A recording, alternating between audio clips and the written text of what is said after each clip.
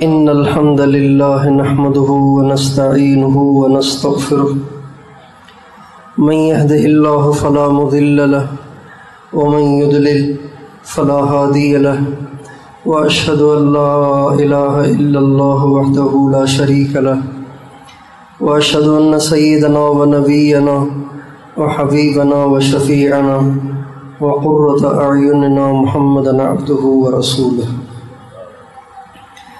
صلی اللہ تبارک و تعالی علیہ وعلی آلہ واصحابہ وازواجہ وذریتہ وبارک وسلم تسلیما کثیرا اما بعد فاعوذ باللہ من الشیطان الرجیم بسم اللہ الرحمن الرحیم وما ارسلناک الا رحمتا للعالمین وقال تعالی ورفعنا لک ذکرک سبحان ربک رب العزت عما یصفون وسلام علی المرسلین والحمد للہ رب العالمین اللہم صلی علی سیدنا محمد وعلی آل سیدنا محمد وبارک وسلم۔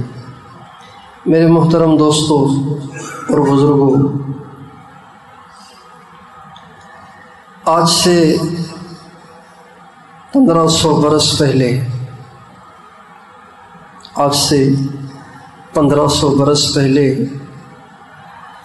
یہ دنیا اتنی تاریک تھی جیسے کالی رات ہوتی ہے۔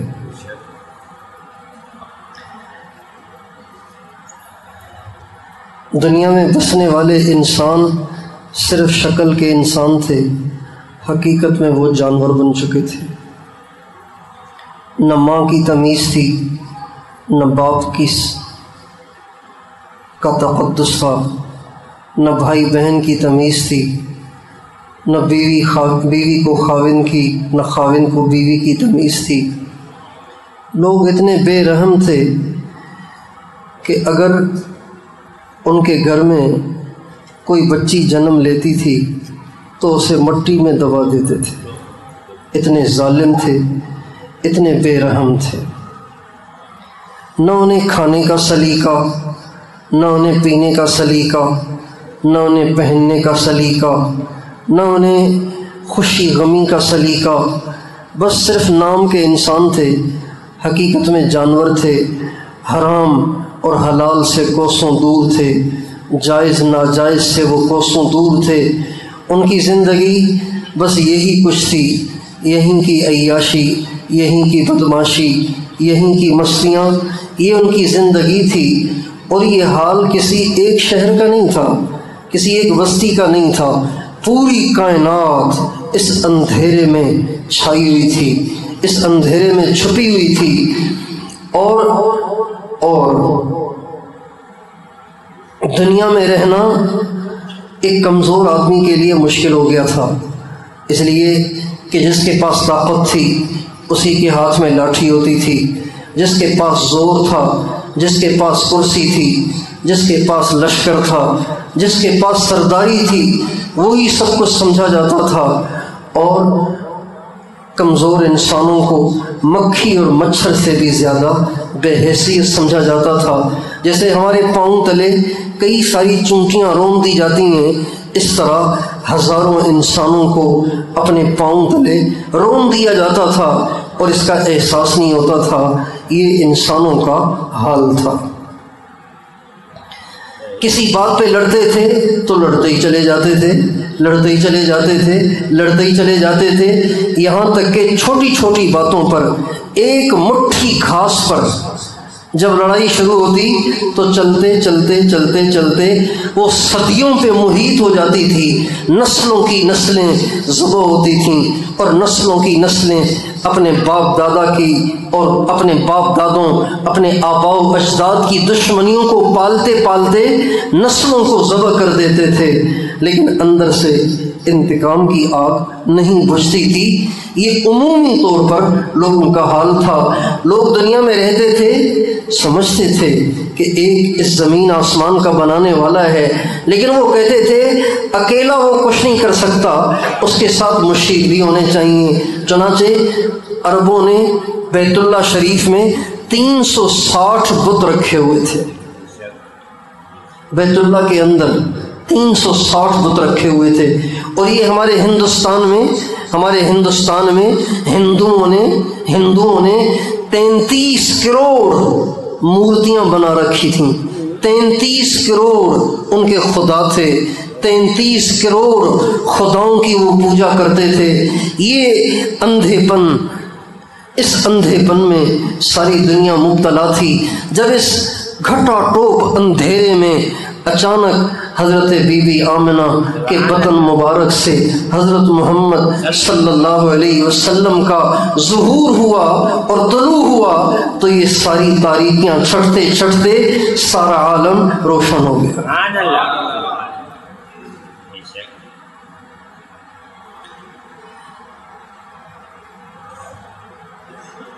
یا صاحب الجمال و یا سید البشر من وجهک المنیر لقد نور القمر. اے صاحب کمال، اے صاحب جمال، تیرے حسن کے کیا کہنے، تیرے نور کے کیا کہنے، تیرے جلوے کے کیا کہنے. سورج اور چاند کو تیرے چہرے ہی سے تو نور ملا ہے.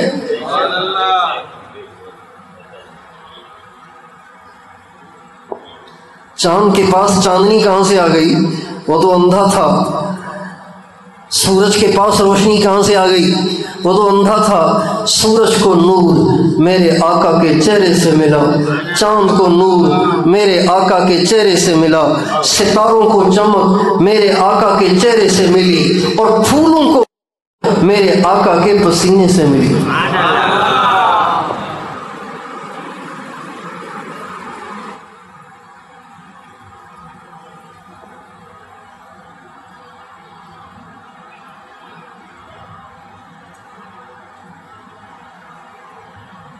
عجیب بات کہی ہے شیخ سعدی نے. فرماتے ہیں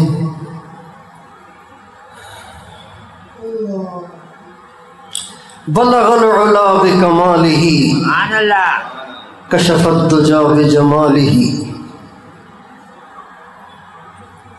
وہ اپنے کمال سے ان بلندیوں کو پہنچے جن بلندیوں کو کوئی نہیں پہنچا،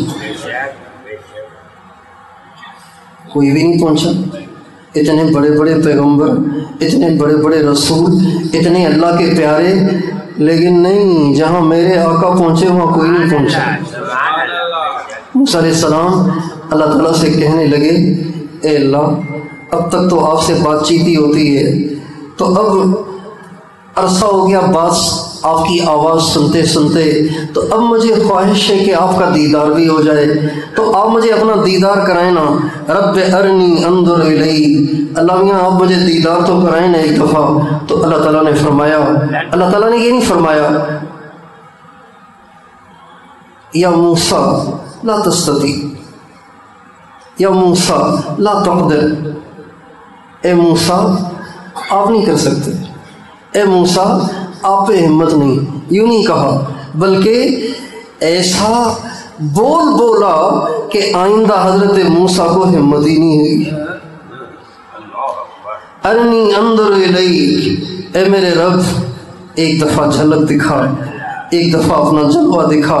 تو اللہ تعالیٰ نے یہ نہیں فرمایا لا تستطیع، بلکہ فرمایا لن ترانی. عربی سمجھنے والے سمجھتے ہیں لن ترانی، ہرگز نہیں دیکھ سکتا. کیا کہہ رہا ہے؟ کیا کہہ رہا ہے؟ ہرگز نہیں دیکھ سکتا.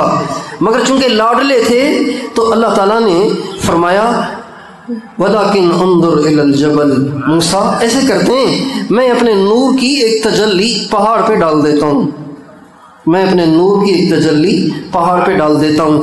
آپ اس پہاڑ پہ نظر رکھیں، اگر اس پہاڑ پہ آپ کی نظر ٹک جائے فَإِنِ اسْتَقَرَّ مَكَانُهُ فَسَوْفَ تَرَانِي.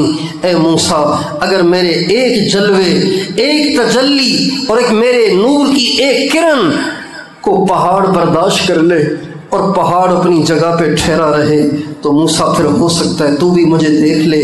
چنانچہ اللہ تعالیٰ نے اپنے نور کی ایک تجلی کوہ طور پہ ڈال دی. فلما تجلی ربہ للجبل جعلہ دکا وخر موسیٰ صعقا.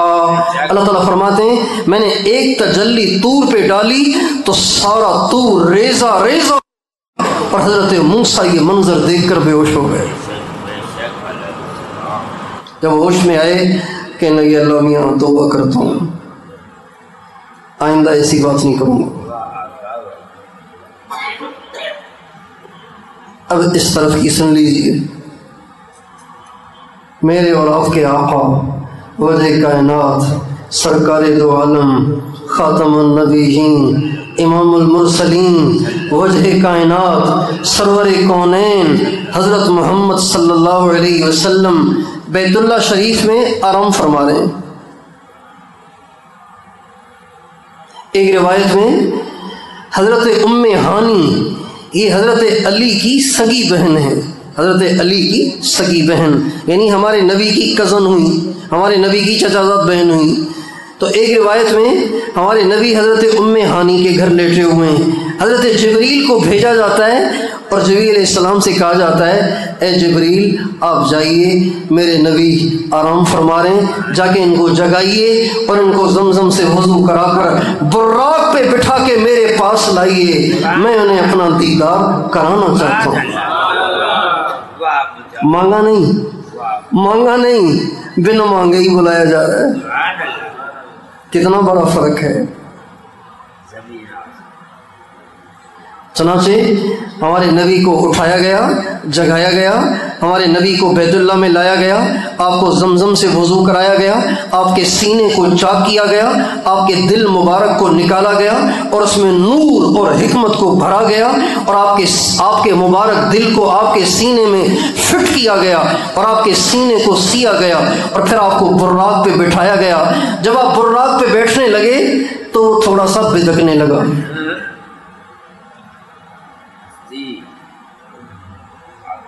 تو حضرت جبریل نے کہا براق، سرکار بیٹھنے لگے ہیں اور تو نخرے کر رہا ہے. الفاظ یہ نہیں ہے، مفہوم یہی ہے. سرکار بیٹھنے لگے ہیں اور آپ کہنے لگے میری ایک آرزو ہے، میرا ایک مطالبہ ہے، میری ایک درخواست ہے. کہ کیا؟ کہ یہ آقا مجھ سے وعدہ کریں کہ قیامت کے دن بھی مجھ سے سواری کریں گے. آپ نے فرمایا کروں گا. چنانچہ آپ براق پہ بیٹھے اور وہاں سے چل سو چل اور چل سو چل اور چل سو چل مسجد اقصیٰ تشریف لائے. راستے میں مصر کے پاس سے گزر ہوا تو آپ کو خوشبو آئی، جنت کی خوشبو آئی. آپ نے فرمایا جبریل علیہ السلام سے یہ جنت کی خوشبو کہاں سے آ رہی ہے؟ کہ رسول اللہ جنت ونت نہیں ہے، یہ تو زمین ہے. ہاں، یہاں پہ فرعون کی باندی کی قبر ہے جس کو فرعون نے کڑھائی میں ڈال دیا تھا. اس کی 2 بچیوں کو ایمان کے جرم میں کڑھائی میں ڈال کے گلا دیا تھا. ان کی ہڈیاں یہاں دفن ہیں. جب سے وہ یہاں دفن ہوئی ہیں تب سے یہاں سے جنت کی خوشبو پھوٹ رہی ہے. آپ آگے بڑھے تو ایک سرخ پہاڑ کے پاس سے آپ کا گزر ہوا، ایک سرخ پہاڑ کے پاس سے آپ کا گزر ہوا. آپ علیہ السلام فرماتے ہیں اس سرخ پہاڑ کے دامن میں نے دیکھا کہ حضرت موسیٰ علیہ السلام کی قبر ہے، اور موسیٰ علیہ السلام قبر میں کھڑے ہو کے نماز پڑھ رہے ہیں. آپ آگے گئے، مسجد اقصیٰ فلسطین بیت المقدس میں پہنچے. جب بیت المقدس میں پہنچے تو بہت بڑا مجمع آپ نے دیکھا، بہت بڑا مجمع آپ نے دیکھا. حضرت جبریل علیہ السلام سے پوچھا جبریل یہ اتنے سارے لوگ کون ہیں؟ کہ یا رسول اللہ آج آدم علیہ السلام سے لے کر عیسیٰ علیہ السلام تک 1,24,000 پیغمبروں کو اللہ نے اکٹھا تاکہ آپ امامت کریں، یہ آپ کے مقتدی بنے. چنانچہ ہمارے نبی امام بنے، سارے انبیاء آپ کے مقتدی بنے. اس کے بعد آپ براق وہیں رہ گیا، وہاں سے آپ پہلے آسمان پر گئے، حضرت آدم علیہ السلام سے ملاقات ہوئی. دوسرے آسمان پہ گئے، حضرت حضرت عیسیٰ علیہ السلام اور حضرت یحییٰ علیہ السلام سے ملاقات ہوئی. تیسرے آسمان پہ گئے، حضرت یوسف علیہ السلام سے ملاقات ہوئی. یوسف علیہ السلام سے ملے تو آپ ان کے حسن کو دیکھ کے حیران رہ گئے اور آپ نے فرمایا لقد اعطی شطر الحسن، اللہ کی قسم حضرت یوسف علیہ السلام کا حسن دیکھ کے مجھے ایسے لگا جیسے اللہ نے سارے حسن کے 2 حصے کر کے آدھا سارا حضرت یوسف کو دیا ہے اور باقی آدھا ساری دنیا میں تقسیم کیا ہے.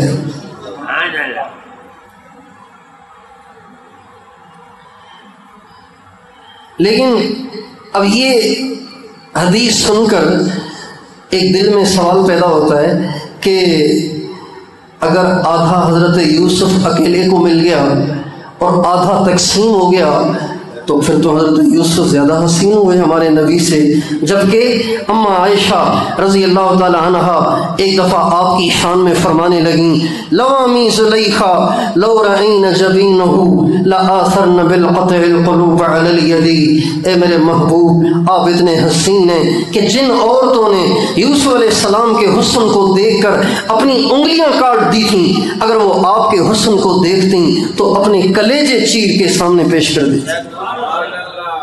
اب اما عائشہ کے قول سے تو لگ رہا ہے کہ ہمارے نبی زیادہ حسین تھے. آپ علیہ السلام فرما رہے ہیں کہ آدھا حسن حضرت یوسف کو ملا تھا، تو اب فیصلہ کیسے ہو؟ آپ علیہ السلام کی بات صحیح یا حضرت اما عائشہ کی بات صحیح؟ تو علماء کہتے ہیں دونوں باتیں صحیح ہیں. ہمارے نبی نے فرمایا آدھا حسن حضرت یوسف کو، آدھا حسن ساری دنیا کو. اما عائشہ نے جو کہا نا کہ ہمارے نبی حضرت یوسف سے زیادہ حسین تھے، تو اس سے یہ ثابت ہوا کہ اللہ نے 2 حسن بنائے تھے. ایک حسن کے 2 حصے کیے، آدھا حضرت یوسف کو دیا، آدھا ساری دنیا میں بانٹ دیا، اور جو ایک اور حسن تھا وہ سارے کا سارا ہمارے آقا کو دے دیا. آپ چوتھے آسمان پہ گئے، حضرت ادریس سے ملاقات ہوئی. 5ویں پہ گئے، حضرت ہارون سے ہوئی. 6 پہ گئے، حضرت موسیٰ علیہ السلام سے ہوئی. 7ویں پہ گئے، حضرت ابراہیم علیہ السلام سے ملاقات ہوئی. جب کسی نبی سے ملاقات ہوتی تو وہ نبی کہتے مرحبا بالنبی الصالح والاخ الصالح، مرحبا مرحبا، خوش آمدید، میرا نیک بھائی آ گیا، اللہ کا نبی آ گیا. لیکن جب آپ 7ویں آسمان پہ پہنچے، اچھا ہر نبی جب آپ جاتے تو کھڑا ہو جاتا. آدم علیہ السلام بھی کھڑے ہو گئے، حضرت عیسیٰ حضرت یحییٰ بھی کھڑے ہو گئے، حضرت یوسف حضرت ادریس بھی کھڑے ہو گئے، حضرت ہارون حضرت موسیٰ بھی کھڑے ہو گئے. لیکن 7ویں آسمان پہ جب پہنچے تو بیت اللہ شریف جیسا ایک گھر تھا جسے بیت معمور کہا جاتا ہے، اس کے پاس ایک بوڑھے میاں سفید داڑھی والے بیٹھے ہوئے تھے، اور یوں جیسے دیہاتی لوگ بیٹھتے ہیں نا ٹانگیں اٹھا کے، یوں بیٹھے ہوئے ہیں اور ہمارے نبی کو دیکھ کے کھڑے نہیں ہوئے، لیکن یہ کہا مرحبا بالابن الصالح والنبی الصالح، مرحبا میرا نیک بیٹا آ گیا اور مرحبا نیک نبی آ گیا. آپ علیہ السلام نے حضرت جبریل سے پوچھا جبریل سارے انبیاء کھڑے ہوئے، یہ بابا جی کون ہیں؟ کہ یا رسول اللہ آگے بڑھ کے ان کو سلام کریں، یہ آپ کے دادا حضرت ابراہیم ہیں. سکھایا گیا کہ بیٹا چاہے کتنا بڑا ہو جائے لیکن باپ سے چھوٹا ہی ہے، باپ کا ادب کرنا پڑے گا. چاہے بیٹا باپ سے بڑا بھی ہو جائے لیکن باپ کا ادب کرنا پڑے گا. اس کے بعد آپ سدرۃ المنتہا پہ پہنچے. جب سدرۃ المنتہا پہ پہنچے، سدرۃ المنتہا ایک بیری کا درخت ہے. سدرہ کہتے ہیں بیری کو، سدرہ کہتے ہیں بیری کو، منتہا کہتے ہیں اینڈ کو. منتہا کیسے کہتے ہیں؟ اینڈ، پچھاڑی، آخری حد. سدرہ المنتہا، آخری حد کی بیری کا درخت. اس کو اینڈ اس لیے کہتے ہیں، اس کو آخری حد اس لیے کہتے ہیں، اس لیے کہ اس کے بعد کسی مخلوق کو جانے کی مجال نہیں ہے. چاہے جبریل ہو، چاہے میکائیل ہو، چاہے اسرافیل ہو، چاہے اسرائیل ہو، کسی کو خواہش نہیں ہے کہ آگے بڑھ سکے. سدرۃ المنتہا پہ پہنچے تو جبریل کہنے لگے یا رسول اللہ میری بس ہے، آگے آپ خود تشریف لے جائیں. چنانچہ آپ اپنی روحانیت کے بل بوتے، آپ اپنی روحانی طاقت پر اوپر تشریف لے گئے، اوپر تشریف لے گئے، اوپر تشریف لے گئے، اتنا اوپر گئے، اتنا اوپر گئے کہ عرش پر آ گئے، عرش پر آ گئے اور 70,000 نور کے پردے کراس کر گئے، آگے بڑھتے رہے، آگے بڑھتے رہے، آگے بڑھتے رہے، یہاں تک کہ ایک ایسی جگہ پہنچے جہاں اللہ کی طرف سے ندا آئی، ادن منی یا حبیبی، میرے محبوب اور قریب آ، آپ اور قریب ہو گئے، پھر آواز آئی ادن منی یا محمد، اے محمد اور قریب آ، آپ اور قریب ہوئے، پھر آواز آئی ادن منی یا خیر البریہ، اے سب سے بہتر ہستی اور سب سے بہتر ذات اور قریب آ، آپ قریب ہوتے چلے گئے، ہوتے چلے گئے، ہوتے چلے گئے، ہوتے چلے گئے، ثم دنا فتدلى فكان قاب قوسين او ادنى فاوحى الى عبده ما اوحى، اتنے قریب ہوئے، اتنے قریب ہوئے، اتنے قریب ہوئے کہ سارے پردے ہٹ گئے، اللہ سامنے آ گئے، اب اللہ اور نبی آمنے سامنے ہو گئے، اللہ سے ملاقات ہو گئی آمنے سامنے، فَأَوْحَى إِلَىٰ عَبْدِهِ مَا أَوْحَىٰ، اللہ تعالیٰ فرماتے ہیں میں نے اپنے بندے سے وہ باتیں کی جو تم سمجھ ہی نہیں سکتے، تم نہیں جان سکتے کہ میں نے اپنے نبی سے کیا کیا باتیں کی۔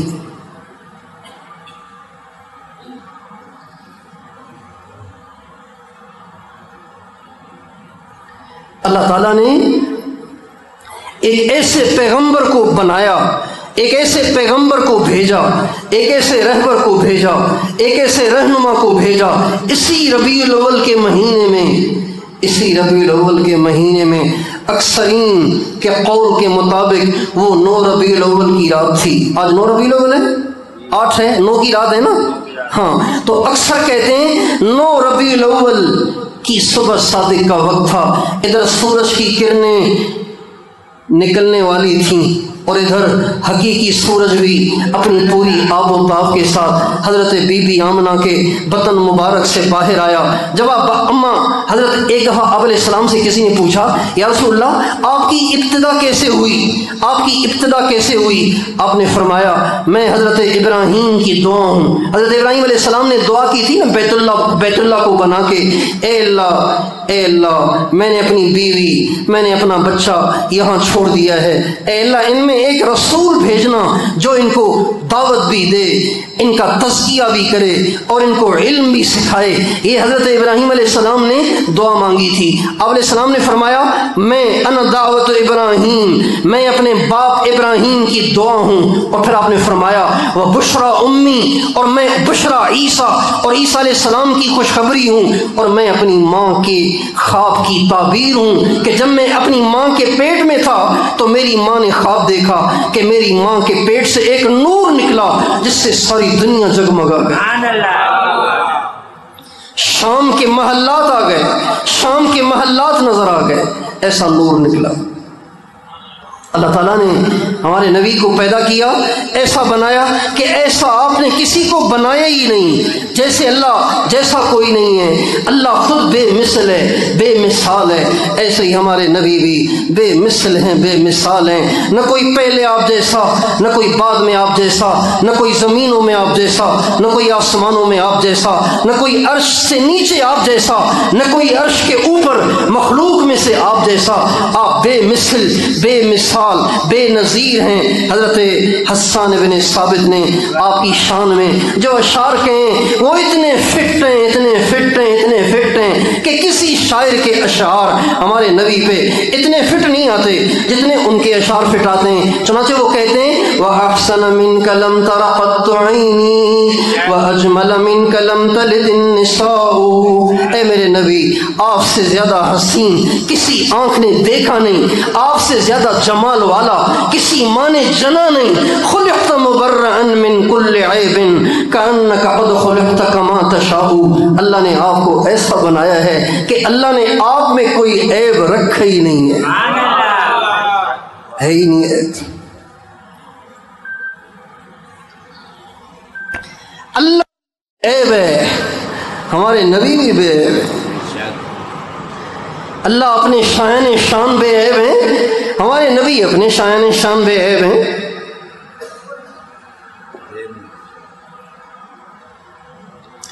جب آپ دنیا میں تشریف لائے تو حضرت اماں آمنہ فرماتی ہیں کہ جو ہی میرے بطن مبارک سے میرا بیٹا محمد باہر آیا، تو بچے تو باہر آتے ہیں نا تو بچے گندے ہوتے ہیں، ماں کے پیٹ میں گندگی ہوتی ہے نا، تو وہ گندگی ان کو لگی ہوتی ہے، لہٰذا وہاں کی نرسیں اور وہاں کی دائیاں اس بچے کو صاف کرتی ہیں، پاک کرتی ہیں، اور تھوڑی دیر کے بعد نہلاتی ہیں اور اس کو پاک کرتی ہیں۔ حضرت آمنہ رضی اللہ عنہا فرماتی ہیں میں نے جب میرے محمد کو جنا تو میرا محمد پہلے سے دھلا دھلایا صاف ستھرا تھا۔ جب بچہ جنا جاتا ہے تو اس کی ناف ماں کی ناف کے ساتھ جڑی ہوتی ہے، چنانچہ اس کو کاٹنا پڑتا ہے۔ حضرت آمنہ فرماتی ہیں میرا محمد جب میرے پیٹ سے باہر آیا تو اس کی ناف پہلے ہی کٹی ہوئی تھی۔ جب بچے ماں کے پیٹ سے باہر آتے ہیں تو ان کا ختنہ کیا جاتا ہے، ان کا ختنہ کیا جاتا ہے، ان کا ختنہ کیا جاتا ہے، ان کی سنت ادا کی جاتی ہے۔ لیکن میرا محمد میرے پیٹ سے آیا تو اس کا ختنہ پہلے ہی ہوا تھا۔ جب بچہ ماں کے پیٹ سے باہر آتا ہے تو اس کا منہ دھلا کے اس کی آنکھوں میں سرما لگایا جاتا ہے، لیکن جب میرا محمد ماں کے پیٹ سے میرے پیٹ سے باہر آیا تو اس کی آنکھوں میں اللہ کی طرف سے پہلے ہی سرما لگا۔ حضرت آمنہ فرماتی ہیں جب بچہ پیٹ میں ہوتا ہے تو ماں کا پیٹ بھاری ہوتا ہے اور ماں کا پیٹ باہر نکلا ہوا ہوتا ہے، لیکن جب میرا محمد میرے پیٹ میں تھا تو نہ مجھے بوجھ لگتا تھا، نہ مجھے بار لگتا تھا، نہ ہی میرا پیٹ باہر نکلا ہوا تھا۔ کوئی پہچان ہی نہیں سکتا تھا کہ میرے پیٹ میں بچہ ہے۔ یہ میرے نبی کی پیدائش سے پہلے کی کرامتیں اور معجزات۔ ایک دفعہ حضرت عباس نے آپ علیہ السلام سے کہا یا رسول اللہ ایک بات تو بتائیں۔ کہا کیا؟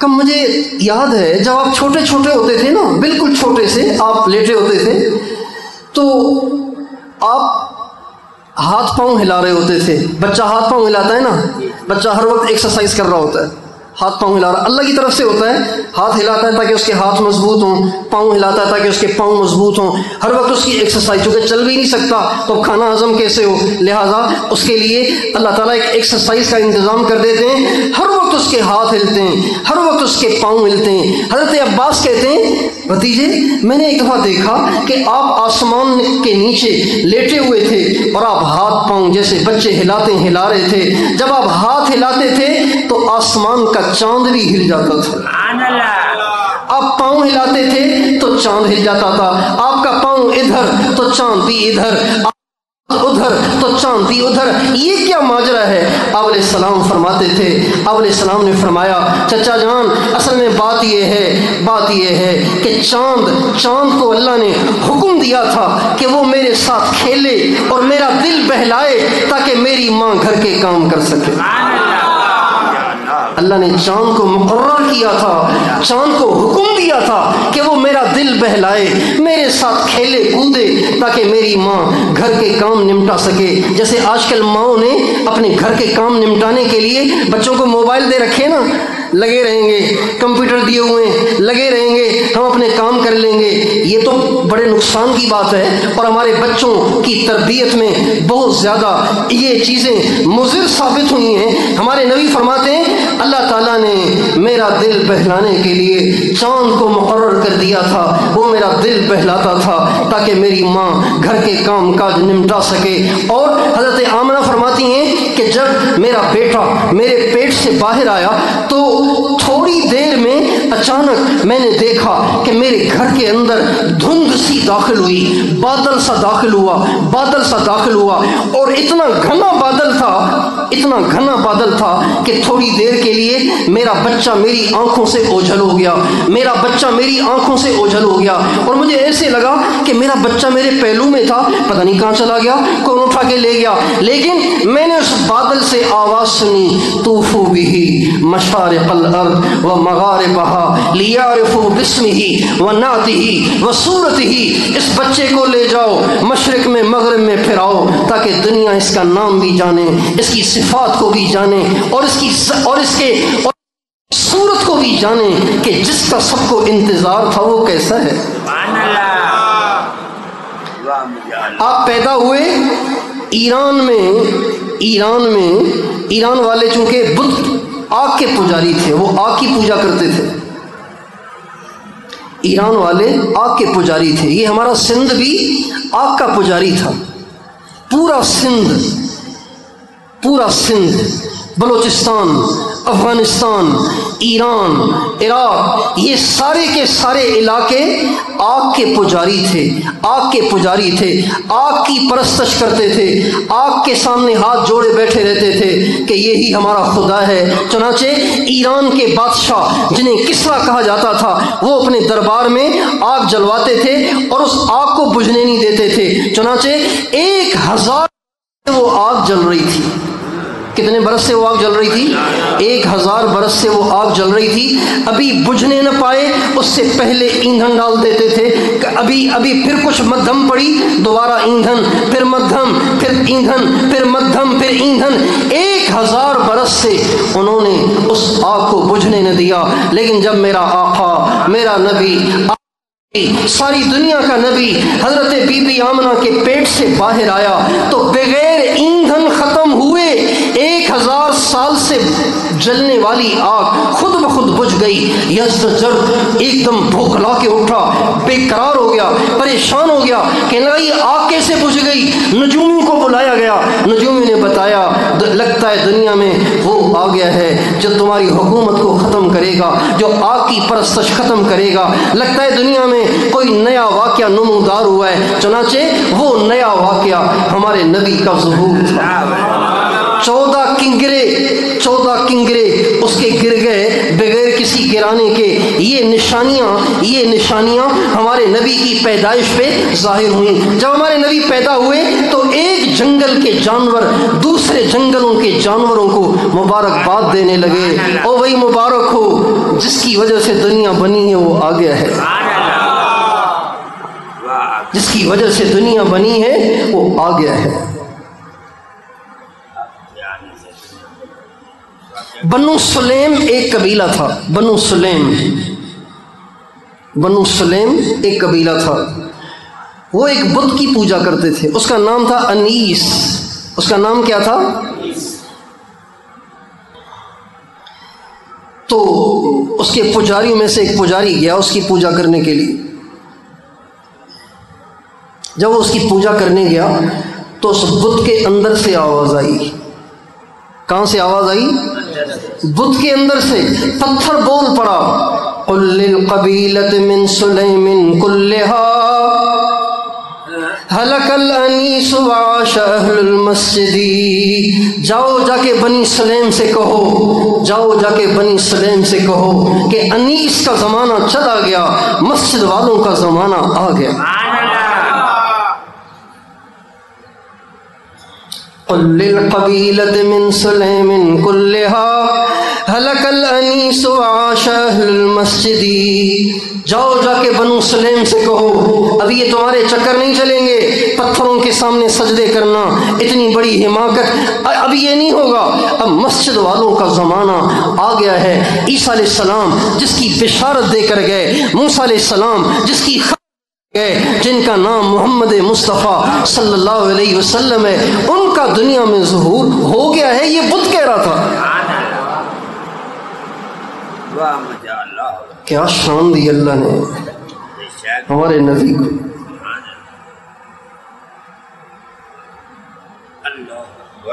آپ کی شان مسلم ہے، آپ کی شان کا ہر مسلمان قائل ہے، لیکن اگلی بات کہ اس نبی کو جس کی شان کے ہم سب قائل ہیں، جس کی شان کو ہم سارے گاتے ہیں، جس کے گیت آج ساری دنیا میں گائے جا رہے ہیں، دنیا میں جہاں مسلمان ہیں وہاں ربیع الاول کے نام سے حضور کی شان پر کانفرنسیں قائم ہو رہی ہیں، جلسے منعقد ہو رہے ہیں، نعتیں پڑھی جا رہی ہیں، آپ کی تعریف ہو رہی ہے، آپ کی ثنا بیان ہو رہی ہے۔ یہ سب مسلم کہ ہمارے نبی سب سے بڑے، ہمارے نبی سب سے بڑھیا، ہمارے نبی سب سے زیادہ بے مثل، بے مثال، بے نظیر۔ لیکن اگلا سوال یہ ہے کہ اس بے مثال اور بے نظیر اور بے مثل اور سب سے بڑھیا اور سب سے اعلیٰ اور سب سے برتر اور سب سے بڑھیا ہستی کو میں نے اور آپ نے فالو کتنا کیا ہے؟ یہ سوالیہ نشان ہے، یہ سوالیہ نشان ہے آپ سے، مجھ سے، سارے کے مسلمانوں سے، اور ان سے بھی جو اب بھی ایکو ساؤنڈ کے مائک اپنے ہاتھوں میں لیے جھوم جھوم کے حضور کی نعتیں پڑھ رہے ہیں، لیکن ان کی داڑیاں منڈی ہوئی ہیں، ان کے سروں سے ٹوپیاں اتری ہوئی ہیں، انہوں نے پینٹیں پہنی ہوئی ہیں، اور وہ ناچتے بھی ہیں اور گاتے بھی ہیں، فیس بک پہ ننگی فلمیں بھی دیکھتے ہیں، پڑھنے والے بھی دیکھتے ہیں، جھومنے والے بھی دیکھتے ہیں، اور ان میں سے کسی کو یہ خیال نہیں آتا جس نبی کی شان بیان کر رہا ہوں میں اس کو کیوں نہیں فالو کر رہا۔ ہمارے نبی تو با حیا تھے، ہمارے نبی تو با حیا تھے۔ حضرت انس فرماتے ہیں کان رسول اللہ صلی اللہ علیہ وسلم اشد من العذراء فی خدرها، آپ علیہ السلام کنواری لڑکی سے زیادہ شرمیلے تھے، مردوں کو بھی نہیں دیکھتے تھے، ہاں مردوں کو بھی آنکھیں بھر کے نہیں دیکھتے تھے، آپ کی نگاہیں جھکی رہتی تھیں، اگر دیکھتے بھی تھے تو کن اکھیوں سے۔ حضرت امام حسن اور امام حسین یہ دونوں فرماتے ہیں جل نظرہ الملاحظہ، ہمارے نانا کن اکھیوں سے دیکھتے تھے، آنکھیں بھر بھر کے نہیں دیکھتے تھے۔ جو مردوں کو شرم سے دیکھتا ہو اور حیا کے ساتھ دیکھتا ہو، آنکھیں بھر کے نہ دیکھتا ہو، بتائیے وہ عورتوں کو کبھی دیکھ سکتا ہے؟ کبھی نہیں۔ اور اس کے نام لیوا، اس کے امتی کہلانے والے، اس کی امتی کہلانے والی بچیاں، کیا حرام کیا حلال، کیا جائز ناجائز، کیا جائز کیا ناجائز، بچیاں بھی ان بے حیائیوں میں مبتلا ہیں، ہمارے بچے بھی ان بے حیائیوں میں مبتلا ہیں۔ موبائل نے سبھی کا ستیہ ناش کر دیا ہے، دیندار بھی اس میں مبتلا ہیں، دنیا دار بھی اس میں مبتلا ہیں۔ کسی کو یہ خیال نہیں آتا کہ میرے نبی تو بڑے شرمیلے تھے، میرے نبی تو بڑے حیادار تھے، میں اتنا ان کا ہو کہ اتنا بے حیا کیوں بن گیا ہوں؟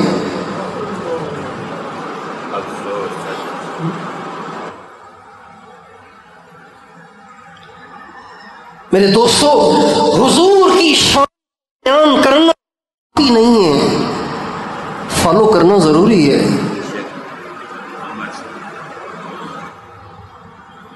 شان تو ان کی کافروں نے بھی بیان کی ہے۔ میرے پاس ایک کتاب ہے، وہ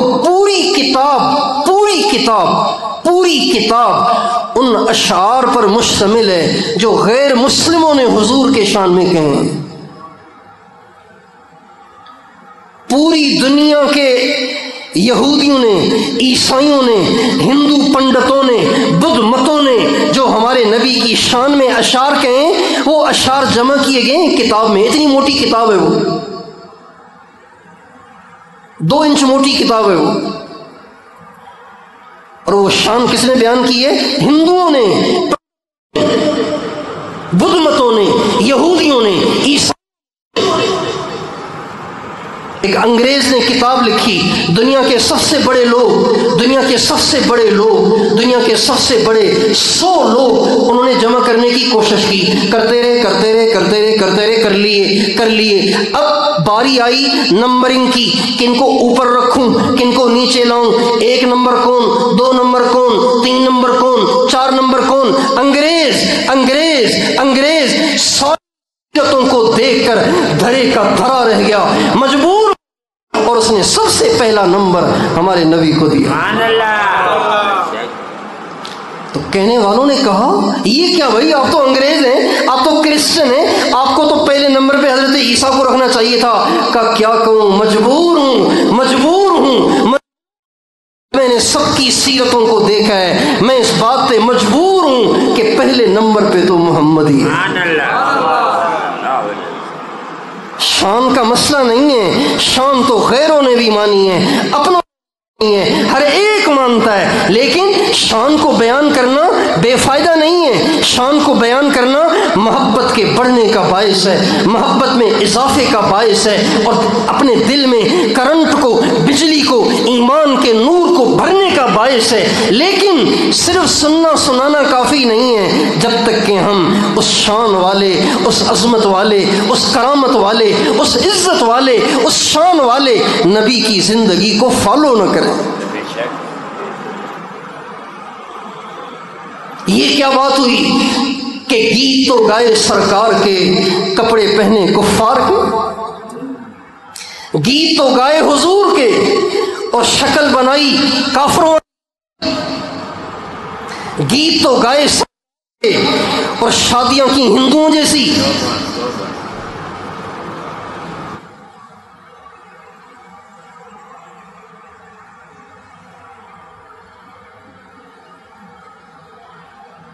یہ دھوکہ ہے، اپنے آپ کو دھوکہ ہے۔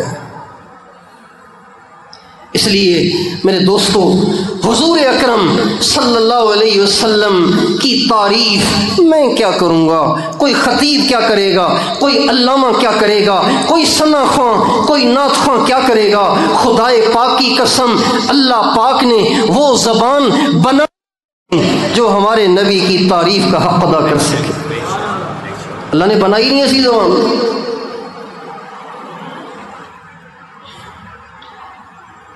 اللہ نے نہیں بنائی، اللہ نے نہیں بنائی ایسی زبان۔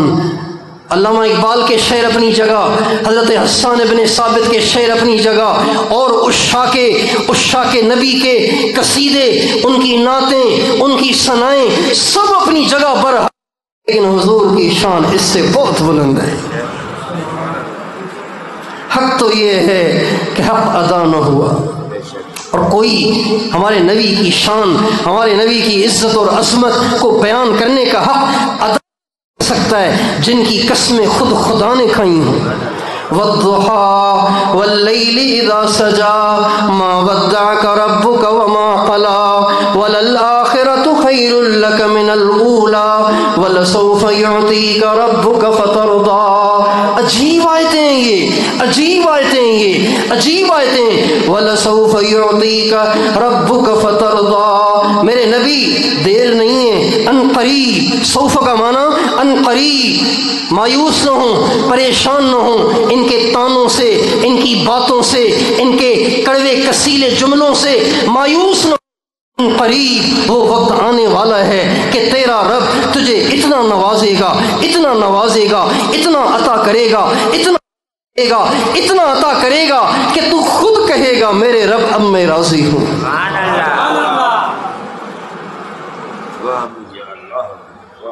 وَلَسَوْفَ يُعْطِيكَ رَبُّكَ فَتَرْضَىٰ،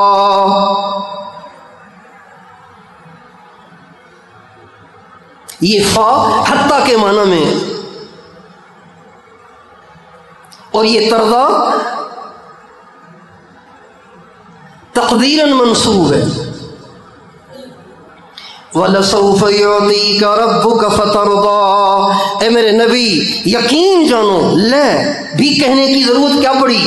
اللہ تعالیٰ اپنے نبی کو یقین دلا رہے ہیں۔ لے کا معنی یقین کرو، میں سچ کہہ رہا ہوں، یہ مطلب ہے اس کا، میرے نبی میں سچ کہہ رہا ہوں، میں ایسے ہی نہیں کہہ رہا ہوں، میرے نبی یقین کرو میں سچ کہہ رہا ہوں۔ سوف دیر نہیں ہے، ان قریب یعطیک، تیرا رب تجھے عطا کرے گا، تیرا رب تجھے عطا کرے گا۔ کتنا؟ فترضا، اتنا دے گا، اتنا دے گا کہ تو خود کہے گا میرے رب اب بس کافی ہے، میں آپ سے راضی ہوں۔ جس کی شان اتنی اعلیٰ ہو، جس کی شان اتنی بلند اور بالا ہو، اس کو میری آپ کی نعتوں کی ضرورت نہیں ہے، وہ ہماری نعتوں کے بغیر ہی بلند اور بالا ہے، میرے آپ کے بیان کے بغیر ہی بلند و بالا ہے۔ ان فصیحوں، بلیغوں، خطیبوں کی خطابتوں، فصاحتوں، بلاغتوں کے بغیر ہی وہ اعلیٰ اور برتر ہے۔ میرے دوستو، اصل بات یہ ہے کہ جس نبی کی شان ہم بیان کر رہے ہیں، جس نبی کی شان کے ہم قائل ہیں، ان کی مانتے کتنی ہیں، ان کی مانتے کتنی ہیں، یہ بات اصل ہے۔ بڑا خوش قسمت ہے وہ نوجوان جس نے جوان اپنا سر ڈھانک لیا، چہرہ داڑھی سے سجا لیا، اپنے پانچے ٹخنوں سے اوپر کر لیے، اپنی زبان کو جھوٹ سے پاک کر دیا، غیبت سے پاک کر دیا، اپنی نگاہوں کو اوروں کی بیٹیوں کو دیکھنے دیکھنے سے پاک کر لیا، حسین چہروں کو دیکھنے سے پاک کر لیا۔ بڑا خوش قسمت ہے وہ آج کا بچہ اور آج کی بچی جس کا دل اللہ کے غیر کی محبت سے پاک ہے، دنیا کی عشق معشوقیوں سے جس کا دل پاک ہے، اور بڑا خوش قسمت ہے وہ بچہ اور بچی جس کا دامن آج کے بے حیا اور سیاہ زمانے میں، آج کے زمانے میں، بے حیائی کے دور میں جس بچے بچی کا دامن پاک ہے وہ بڑا خوش قسمت ہے، اور وہی اصل میں نبی کا چاہنے والا ہے، وہی اصل میں نبی کو فالو کرنے والا ہے، وہی اصل میں نبی کے گیت گانے والا ہے، وہی اصل میں نبی کا سچا امتی اور قیامت کے دن نبی کے جھنڈے تلے کھڑے ہونے والا ہے۔ تو میں بھی نیت کرتا ہوں، آپ بھی کر لیں۔ کس چیز کی نیت کرتے ہیں؟ اپنے نبی کے طریقے پہ چلیں گے نا انشاءاللہ، اپنے نبی کے کام کو کام بنائیں گے نا انشاءاللہ۔ ہمارے نبی کا کام کیا ہے؟ ہمارے نبی کا کام ہے اوروں کو دعوت دینا۔ قُلْ هَٰذِهِ سَبِيلِي أَدْعُو إِلَى اللَّهِ عَلَىٰ بَصِيرَةٍ أَنَا وَمَنِ اتَّبَعَنِي وَسُبْحَانَ اللَّهِ وَمَا أَنَا مِنَ الْمُشْرِكِينَ۔ اے میرے نبی بتاؤ یہ ہے میرا راستہ، میں لوگوں کو اللہ کی طرف بلاتا ہوں بصیرت کے ساتھ، یقین کے ساتھ، میرا یہی ہے، میرے ماننے والوں کا بھی راستہ یہی ہے۔